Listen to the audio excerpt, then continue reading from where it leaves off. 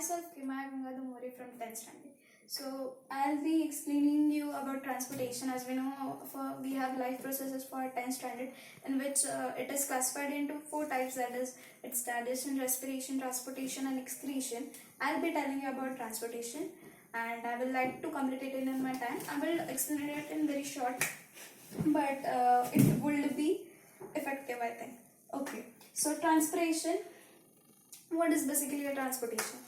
Transportation is the movement of substances. What we can say, it's a movement of various substances to transport throughout a full body, we can say. Like, it transport everything, how the transportation actually works in our system. And we will see it is in animals also and in plants also, how it works. So firstly, plants. So how the transportation happens in plants. So it has specialized tissue for that, like vascular tissues we see them, that is xylem and phloem. So basically there are two, what we can say, the terms, that is transpiration and translocation. Transpiration, as we know, it is what we can say, the loss of water in the form of water vapor from the leaves to the aerial parts of the body. So how it happens, like it happens because of xylem. Like, xylem is there in the body, which helps in the transport of water and minerals. Like, xylem, it transport water and minerals throughout the parts of the plant's body. So in transpiration, what it happens, like okay, the sun is there, it has sunlight, and as we know, this what we can say, the aerial part of the leaves, which are the transpiration happens within itself. Okay, so next there is translocation. Translocation is what? The transport of food molecules and substances to the parts of body. Here we said about xylem, which transports water and minerals, and here in case of phloem, it's the food molecules. Okay, again, this is about itself, it has further meaning, but mainly this consists in the plant's body. Again, in animals is a very complicated one.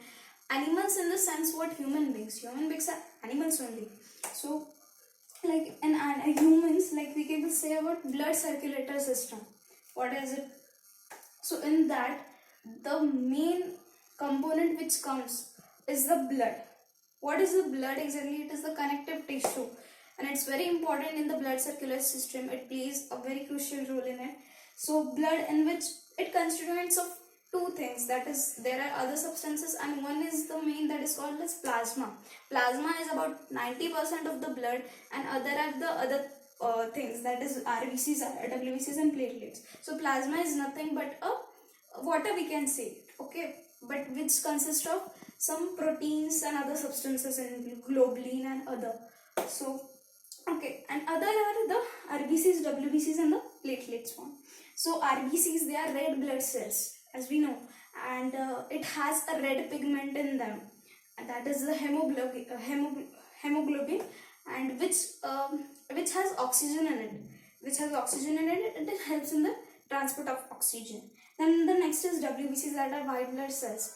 It helps to fight against any of the diseases.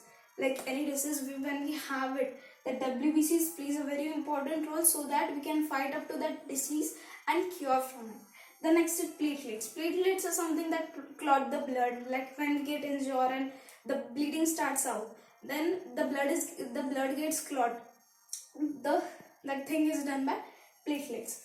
So the next are blood vessels. The blood vessels are nothing but the small tubules, we can say, which connects throughout our body parts, and the transportation, which helps in our whole transportation of the body. Like, again, there are 3 parts, that is artery, vein, and capillaries. What are arteries, what are veins, and what are capillaries?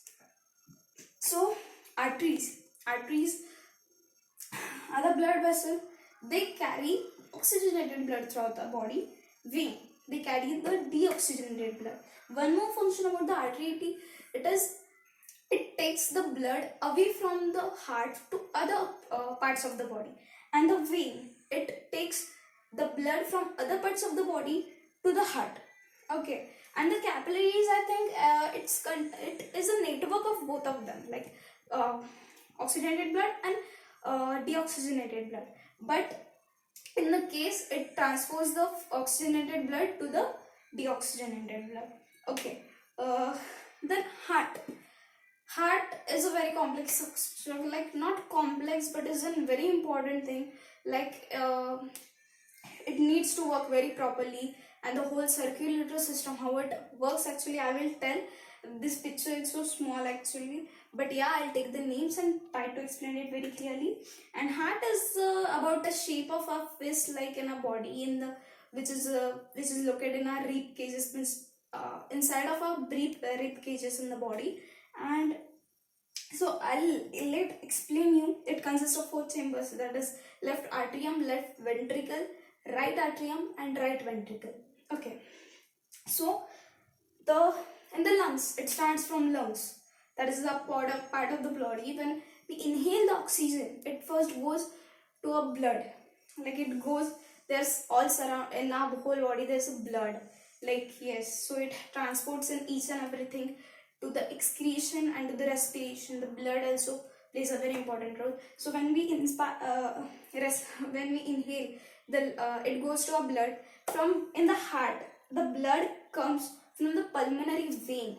And let me tell you, there are exceptions in the artery and veins. Like as I told, artery contains the oxygenated blood, but it also has an exception, that is the pulmonary artery, which carries the deoxygenated blood.